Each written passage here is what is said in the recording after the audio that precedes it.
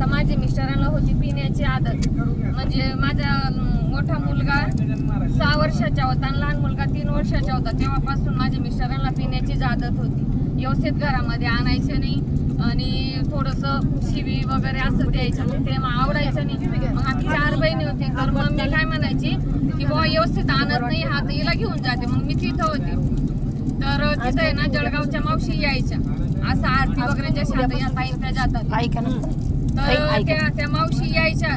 तर मी पण असंच त्या आरत्यांमध्ये जाऊन बसायची. तिथं पूर्ण असं घराचं जसं मावशींनी मार्गदर्शन केलं तसं ताई सांगते अनुभव, आणि अनुभव एकदम छान आहे. तसंच त्याचं पण अनुभव सांगितलं आणि महाराजांचं फोटो बघितलं आणि मला असं रडू यायचं ते फोटो बघून. तर असं वाटायचं की बुवा इथं माझा प्रश्न सुटेल, काहीतरी मार्ग लागेल. तर मग मी माझा प्रश्न त्या मावशींकडे मानला. चव्हाण मावशी होती जळगावच्या, मनीषा मावशी. तर ती मावशी अक्षरशः डोक्याला हात लावली, बाई किती सेवा करावं लागेल तुला, किती गंभीर प्रश्न आहे तुझ्या. म्हटलं काय मावशी गंभीर प्रश्न म्हणजे असं म्हणजे काय करावं लागेल. म्हणे बाई तुला 3 नवनाथ पारायण करावं लागतील, तुला 7 गुरुचरित्र करावं लागतील, तुला 108 दुर्गा सप्तशी करावं लागेल, तुला 108 स्वामी चरित्र करावं लागेल. म्हणतं हे काय आहे आता, त्याच्यातलं मला काही एवढी आयडिया पण नव्हती. म्हणे ही सेवा आहे म्हणे स्वामी समर्थ महाराजांची, पण तुझ्या प्रश्न नक्की सर्व प्रश्न तुझे छुटेल म्हणे आणि तुझ्या मिस्टरांची दारू सुद्धा द्यायची छुटेल म्हणे. तर आता सर्वात मोठा प्रश्न म्हणजे माझा हा होता की मला वाचता यायचं नाही. सर्वात मोठा प्रश्न. तर मी ते पुस्तक त्या मावशीने फ्री मध्ये दिले, स्वामी चरित्र आणि दुर्गा सप्तशी, एक माड. माझ्याकडे पैसे पण नव्हते, तर त्या मावशीने मला हे सर्व दिलं, ते सेवा पण समजून दिली. तर आता समजून सवन किती मिनिट लागतात घ्यायला. आपण 2 मिनिटामध्ये घेतो, चांगलं घेतो. तर स्पीड जर का घेतली 1 मिनिटामध्ये होऊन जातो. तर मला 1 तास स्थवनला लागायचा, विचार करा तुम्ही. वाचता म्हणजे अजिबात यायचं नाही. पूर्ण मी तुम्हाला सांगितलं ना सुरूमध्ये का पूर्ण 0 होती. 0 नंतर माऊलींनी आकडे लावलेले. तर आता म्हणजे होत असेल तरी 15-16 वर्ष आहे ना शेवानं, 15-16 वर्ष. तर आता तुम्ही सर्व ग्रंथ घेऊन घ्या माझ्याकडून, वाचून घ्या.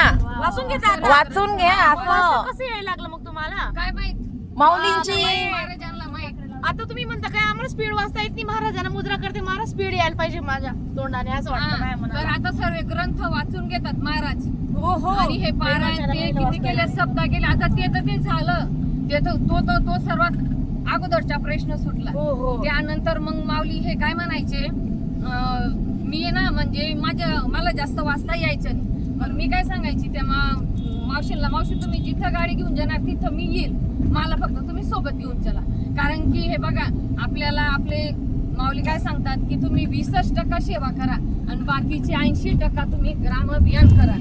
कारण की दुसऱ्यांचे पण दुःख तुम्ही अगोदर, आपण दुसऱ्यांचे दुःख ज्यावेळेस दूर करतो तर आपले दुःख माऊली आपोआप दूर होतात. आपल्याला प्रश्न, मी हा जून पर्यंत ताई माझ्या पूर्ण जीवनामध्ये आतापर्यंत मी माऊलींजवळ एकही प्रश्न ठेवलेलाच नाही आजपर्यंत. पण जाते पण ठेवतच नाही मी प्रश्न, म्हणजे ठेवतच नाही. का ठेवत नाही? कारण की मी माऊलीचे ओझे उचललं. ओझे म्हणजे मी काय उचललं, स्टॉल उचलला. मावशींच्या मागे स्टॉल धरून चालायची. जिथं मावशी जायची. आता आम्हाला चोपडा तालुक्याचे खेडे दिलेले होते. आम्ही अशी गाडी मावशींची पूर्ण, याच्यामध्ये 10-20 जणी बाया बसायच्या, स्टॉलाच्या पिशव्या. मला तिथून खेड्यावरून मावशी उचलायची. 3 वाजेला तू इथं कॉलनीवर थांबतो, मी तिथं उभी राहील तुला घेण्यासाठी. अशाच गाड्या, 2 गाड्या आहेत मावशींच्या. मनीषा मावशी एवढी खुश होते ना, मला बघून खूपच खुश होते. कारण की त्याच्या मागे पण सांगते मी, ते मावशी काय एवढी भारी पडते. तर तिथं जायची, पाल वगैरे टाकून द्यायची, फोटो मांडून द्यायची. मावशी सांगायची जा बाई. 2 जणी आम्ही जायचो. मावशी एक बाई तिकडून आणायची, एक मी राहायची. बायांना बोलून मी आणायचं काम करायचे, मग मावशी मार्गदर्शन करायचे. त्याच्यामध्ये मला बी शिकायला भेटायचं, बाकी बायांचे पण प्रश्न सुटायचे. ही माझी सर्वात उंच कोटीची सेवा, सर्वात उंच कोटीची. मी 11 माडी 3 अध्याय करायला मला 2-2, 3-3 तास लागायचे, पण मी ही अशी शॉर्टकट सेवा करून मग आता केलं मी. तर मग माझ्याकडे पैसे नाही होते, 500 रुपये लागायचे. आता कसे आपण 1000 रुपये भरले तेव्हा 500 रुपये लागायचे इकडून तिकडून भाडं. माऊली माझ्यासाठी जळगाव तिकडून धरणगाव मार्गे न गाडी टाकताना त्या मावशी इकडून गाडी टाकायच्या धांदोरा मार्गे. माझ्या माया धांदोरा आहे, तिकडून मला घ्यायला यायच्या.